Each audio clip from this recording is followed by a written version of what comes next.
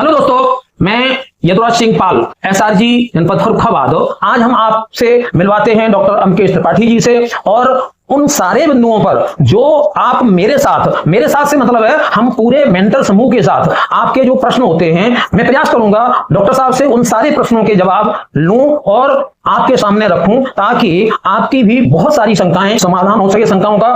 तो नमस्कार डॉक्टर साहब। नमस्कार सर। आपका स्वागत है सर। एक चीज मैं बता दूं अपने दर्शकों को, डॉक्टर अमकेश त्रिपाठी जी जो हिंदू धर्म में आस्था रखने वाले व्यक्ति हैं, उनके लिए जो एक पवित्र नगरी है भगवान राम की जन्मभूमि अयोध्या से आप आते हैं, अयोध्या के आप रहने वाले हैं, आपने फिजिक्स में पीएचडी। तो आपको बता दूं कि जो भी विषय आपको दिया जाता है यहाँ ट्रेनिंग के लिए, या जिस विषय पर आपको राज्य परियोजना लगाती है जिस विषय पर कार्य करने के लिए, तो उस विषय में डूब करके कार्य करते हैं। सर आपका बहुत बहुत स्वागत है हमारे इस चैनल में। डॉक्टर साहब को राज्य पुरस्कार 2019 में मिला है, और आप इतने अच्छे शिक्षक हैं, इतने अच्छे टीचर हैं कि आपको जो क्लास टीचिंग में लगा दिया जाए तो कहीं ये लगता नहीं है कहीं से कि ये डॉक्टरेट की डिग्री किए हुए हैं, कक्षा 1 को पढ़ा रहे होते हैं तो लगता है बस ये 7-8 पास ही होंगे, उन्हीं बच्चों में रम जाते हैं। और जब चाहे वो 7-8 की कक्षा हो तो उनके अनुसार जो है ना डॉक्टर साहब का जो, तो इस तरीके से आपकी जो पहली उपलब्धि हमारी बेसिक शिक्षा में है वो एक बड़ी उपलब्धि है, और वो उपलब्धि है राज्य शिक्षक पुरस्कार की। सर इसके आगे सर बताइएगा। जब हम लोगों ने बेसिक शिक्षा में 2009 में ज्वाइन किया जी सर, तो उसके बाद हम लोग विद्यालय में कार्य करना शुरू किए, और विद्यालय में जो पिछड़ रहे बच्चे थे जी उनके साथ कैसे काम करें, इसके लिए हम लोगों को Australian council for educational research के द्वारा यूनिसेफ की सहायता से 2.5 साल लगभग आकलन पर काम करने का मौका मिला। बहुत अच्छी बात। हम लोगों ने ये देखा कि देश में और देश के बाहर दुनिया के लोग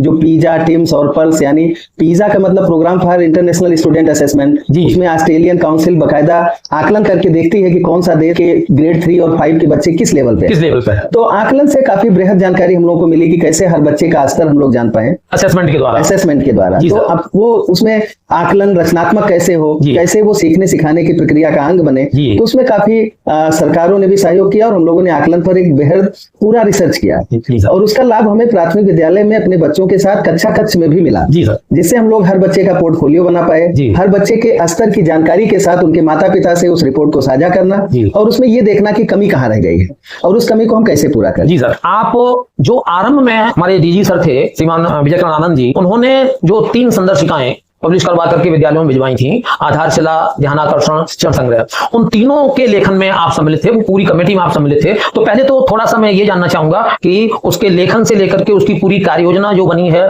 उसमें कौन कौन से अनुभव आपके कार्य आए, और दूसरी चीज उसके पीछे मूल अवधारणा क्या रही? उस समय जब महानिदेशक विजय आनंद सर थे तो उन्होंने एक टीम बनाई और उन्होंने राज्य गुणवत्ता कोर कमेटी का गठन किया। उसमें डिप्टी डायरेक्टर थे रिटायर्ड सोनी सर, जयप्रकाश ओझा जी, अवनीश यादव जी। तो उन्होंने विज्ञान, गणित, हिंदी और डिप्टी डायरेक्टर्स की पूरी टीम खड़ी की, और फिर 15 सदस्यीय टीम बना करके उन्होंने कहा कि भाई क्या नीड है वास्तव में। सबसे पहले हम मेंटरिंग से पहले वो सपोर्ट दे विद्यालय के शिक्षकों को कि वो कम से कम उस पेडागॉजी को जान पाए कि कैसे हर बच्चा सीख सकता है। ये मन में भाव आए कि कोई भी बच्चा कमजोर नहीं है, एवरी स्टूडेंट कैन लर्न। इस अवधारणा को लेकर हम लोगों ने आधारशिला पर काम करना शुरू किया, और आधारशिला लिखने का उद्देश्य यही था कि बहुत सारी चीजें जो बेस है, जो फाउंडेशन है, हम घर बनाते हैं तो सबसे पहले नींव तगड़ा काम, इसी तरह फाउंडेशन को लेकर के वो सारी पद्धतियां जो देश विदेश में फेमस थी उस पर हम लोगों ने रिसर्च किया और आधारशिला का निर्माण किया गया। उसके अंदर वो डाला गया कि कौन से पेडागॉजी, कैसे हम बच्चों में नालेज, स्किल, एटीट्यूड को डेवलप कर पाए, कैसे हमारा बच्चा वो कौशल को प्राप्त करे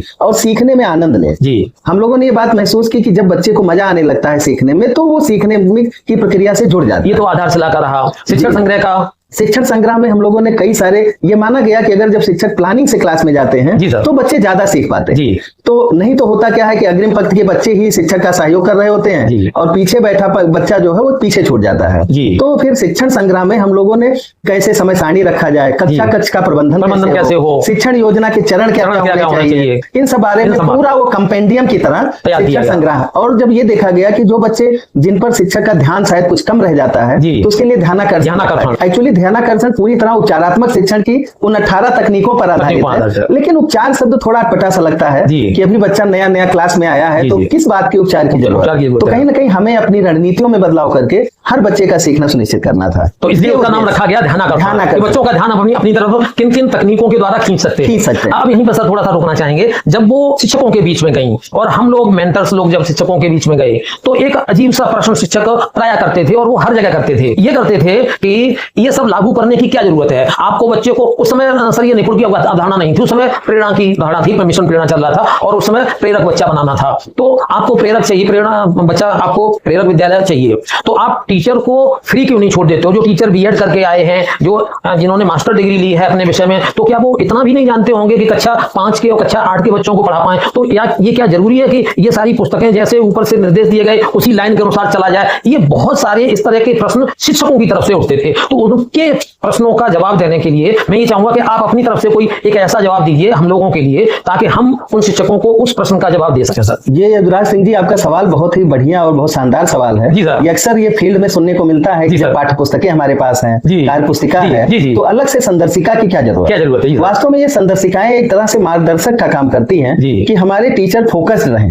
कहीं ना कहीं हमने बीएड में, बीटीसी में, डीएलएड में जरूर ये देखा कि हम ट्रेनिंग में शिक्षण योजनाएं बनाते हैं, लेकिन आपने भी महसूस किया होगा कि वो कितना व्यवहारगत रूप में आ पाती है। तो ये महसूस किया गया कि क्यों ना इन शिक्षण योजनाओं को सिर्फ 3 चरणों में रखा जाए कि शिक्षण के प्रारंभ में क्या करें, शिक्षण के दौरान क्या करें। ये जरूरत महसूस हुई, भले हमने काफी ट्रेनिंग कर ली हो, लेकिन कहीं ना कहीं हमसे लगातार आरटीई 2009 के तहत ज्यादातर ऐसे बच्चे प्रमोट हो रहे थे जो उस ग्रेड कॉम्पिटेंसी को अचीव नहीं कर पा रहे थे। ये समय की मांग थी और गुणवत्तापूर्ण शिक्षा कैसे प्रदान करें। तो एक रिफ्रेशमेंट के लिए, एक मार्गदर्शक के रूप में अगर हमें संदर्शिका मिल गई तो टीचर कम से कम, हमारे सभी शिक्षक जो विद्वान साथी हैं, वो ये जान पाएंगे कि हमें कब क्या करना है। कई जगहों पे आपने देखा होगा कि समय सारणी का उपयोग इसलिए नहीं हो पाता, कहीं शिक्षक कम है, कहीं ज्यादा है। तो कंपेंडियम में हम लोगों ने व्यवस्था की कि कैसे आप अलग अलग तरह से मॉनिटरिंग सिस्टम से बहुत अच्छा शिक्षण चला पाए। तो इस तरह की अवधारणाएं, इस तरह की पद्धतियां इन संदर्शिकाओं में दी गई, जिससे हमारे शिक्षक को सहायता मिले।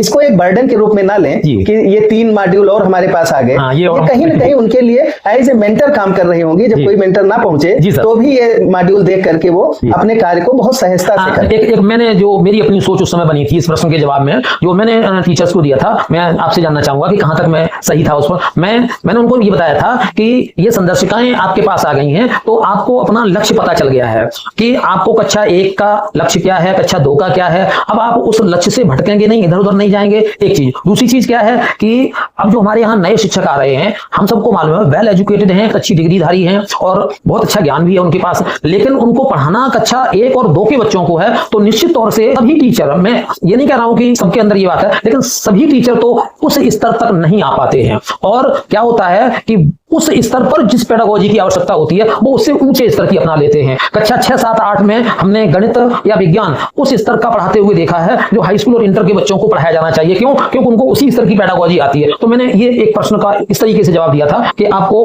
उससे पूरा का पूरा गाइडलाइंस मिलेगा। क्या मैं अपने आप में सही था सर? हाँ, बिल्कुल आपका जवाब सही था। जब हमारा लक्ष्य निर्धारित हो जाता है तो हम रास्ते अपने तय कर लेते हैं कि हमारा लक्ष्य है कि बच्चे को इस ग्रेड कॉम्पिटेंसी को अचीव करना है। तो उसमें क्या है कि संदर्शिकाएं हमारे लिए एक मददगार साबित होती हैं कि कैसे वो सपोर्ट कर पाए। लर्निंग आउटकम्स जब डिसाइडेड होते हैं तो उनको तोड़ करके छोटे छोटे उद्देश्यों में हम अपनी मंजिल को पा लेते हैं। तो बिल्कुल आपने सही सुझाया था। ये उसका एक पार्ट था। दूसरा पार्ट ये था कि कैसे हम समग्र समझ बना पाए कि हमारे लिए हर बच्चा महत्वपूर्ण है। अगर कुछ बच्चे छूट रहे हैं, उन्हीं के लिए ध्यानाकर्षण, शिक्षण संग्रह और आधारशिला रखी गई कि हर बच्चे का एक आधार बने जिससे वो अपने जीवन में ड्रॉप आउट ना हो और हमारा ट्रांजिशन रेट 100%। आपने हमें इतना कीमती समय दिया, इसके लिए बहुत बहुत धन्यवाद। दूसरे सर, मैं ये समझता हूं कि इस वीडियो को देखने के बाद हमारे समस्त शिक्षक साथियों का, खास तौर से बेसिक शिक्षा के जो हमारे शिक्षक साथी हैं, उनके बहुत सारे भ्रम इन आधारशिला संदर्शिका से लेकर के और जो संदर्शिकाएं आ रही हैं और जो योजनाएं जा रही हैं, बार बार जो प्रशिक्षण हो रहे हैं, और अब हम अपने लक्ष्य की तरफ बढ़ रहे हैं। 2026 में हमें निपुण प्रदेश बनाना है। तो निश्चित तौर से